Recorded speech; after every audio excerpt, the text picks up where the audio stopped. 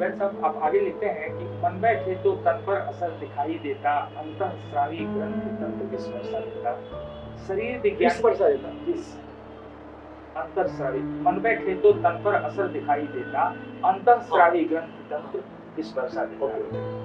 तो शरीर विज्ञान के इस अद्भुत रहस्य को मुझ जैसे सामान्य जानकारों के लिए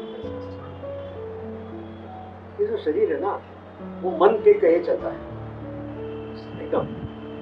देखिए, आप गुस्सा होइए तो शरीर का पूरा आंखें और सब बदल जाएगा, प्रेशर बढ़ जाएगा वगैरह। प्यार में आइए, अलग हो जाएगा।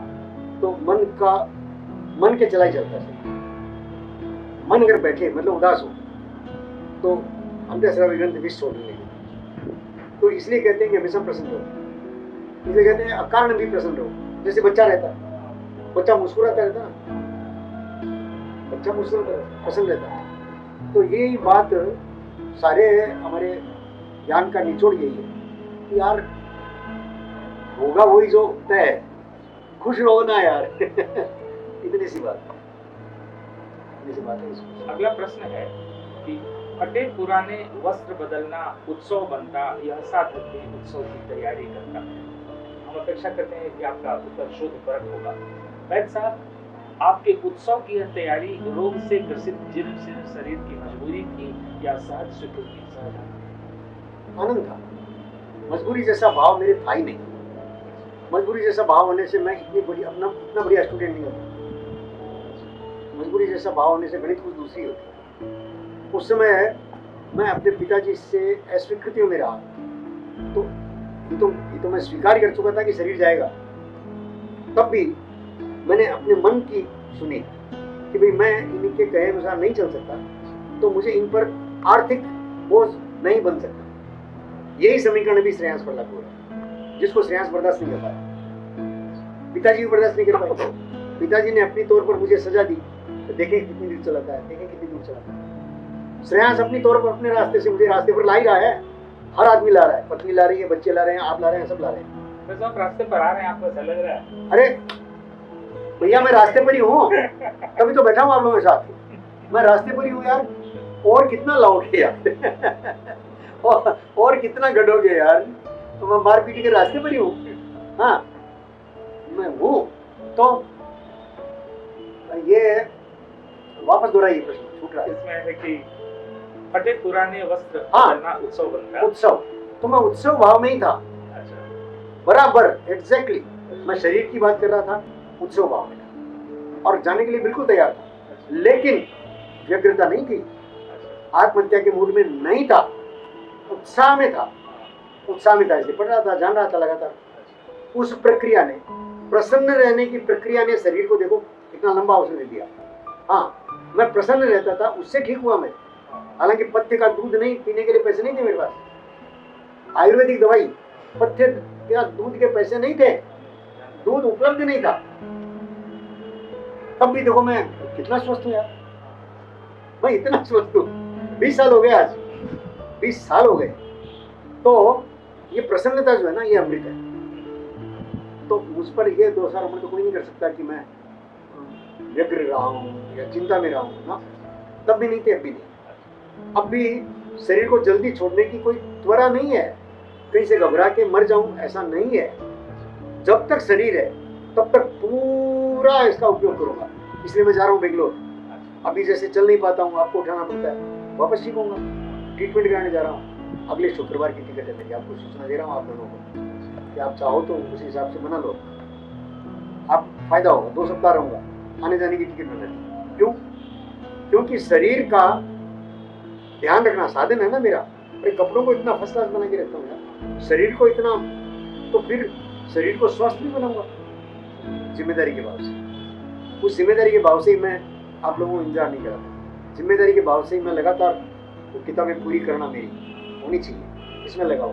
ये जिम्मेदारी का भाव जो है वो मुझे कह रहा है कि नहीं, और जीने के लिए समय चाहिए और उसकी हौसले तैयार हूँ। लेकिन इससे पहले अगर शरीर उठ जाता है तो मैं ऐसा देखता हूँ कि मेरे शरीर छोड़ने के बाद मेरी जो भंगिमा है वो ऐसी रही जैसे मेरी माँ ने शरीर छोड़ा, राम नाम कहते हुए शरीर छोड़ा, अद्भुत सुंदर थी वो, अद्भुत अद्भुत, श्रृंगार करके उनको चढ़ाया गया। ओह, मुझे अलग से बहुत कुछ कहना पड़ेगा। मेरे पिताश्री, जब मैं उनकी बॉडी को मैंने 12 घंटे बाद देखा था, आप सब यहाँ गुवाहाटी में शरीर छोड़ा था, तो अद्भुत उनके चेहरे पर एकदम शांति थी। रात में सोते सोते शरीर छूटा, तो संतुष्टि लेकर गए वो। इतना बड़ा सौभाग्य मेरा उन माता पिता की संतान हूं मैं। तो मेरे लिए तो बहुत छोटी सी बात होगी कि जब मेरा शरीर छूटे तो शरीर पर कोई चिंता के लक्षण, कल ये करना है, उसको ये नहीं कहा, दौलत का क्या होगा, घर छोड़ के जाऊंगा, इतना बढ़िया लोग हैं, इतना मान सम्मान है, कुछ नहीं जी आराम से। मुझे इससे ज्यादा मिलने की, अरे इतनी तो जानता ही हूँ यार, इतना तो आप भी जानते हैं कि मुझे एकदम चिकना बढ़िया शरीर मिलेगा। उस शरीर को खिलाने वाले कितने लोग होंगे यार, और नए लोग होंगे, कितना प्यार पाऊंगा, कितना प्यार मिलेगा। अभी अभी कौन प्यार करेगा कोई नहीं करेगा यार, बर्दाश्त करना मुश्किल होता है। अभी तो जर्जर शरीर, दाढ़ी वाला बाबा कौन, सोचकर ही हंसी आती। तो यार मैं तो उत्सुक हूँ नया शरीर लेने के लिए, जैसे नया कपड़ा पहनने के लिए बालक में चलता है, लेकिन मैं बेसब्रा नहीं हूँ। मैं जानता हूँ कि मेरे लिए जब मैं जाऊंगा तो शरीर तैयार है। व्यवस्था है ना, माताएं अपने घर में लिए ही चल रही हैं।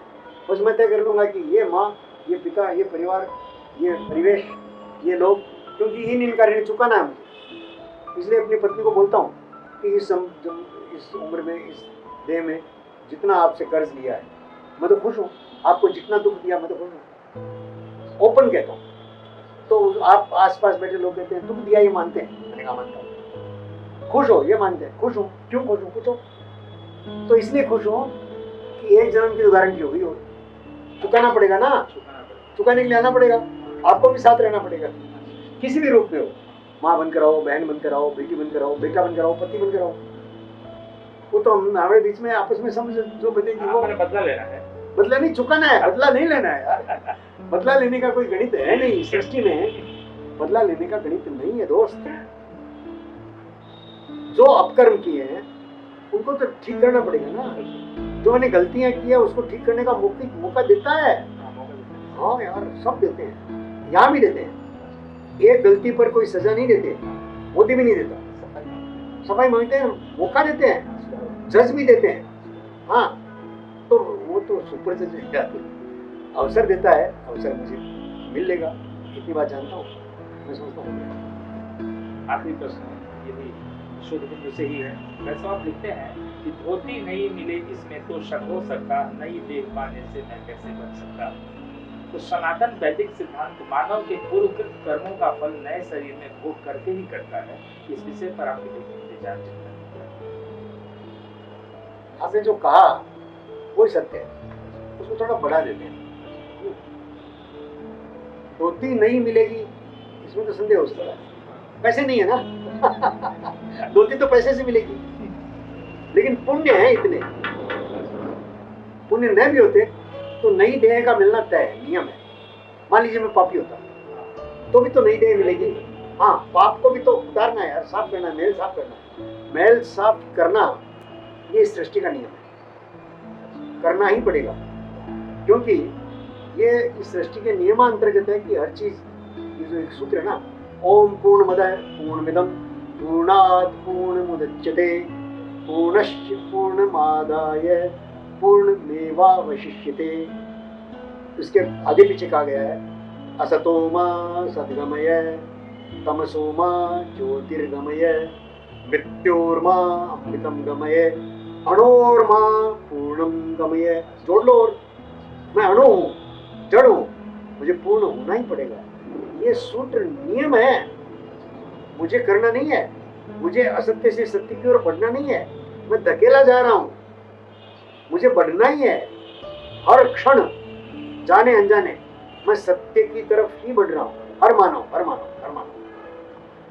ये आश्वस्ति है, ये इस सृष्टि के नियमों में बंधी हुई आश्वस्ति है। इसी को साफ साफ कह दिया कृष्ण ने, योगक्षेमम वहाम्यहम्।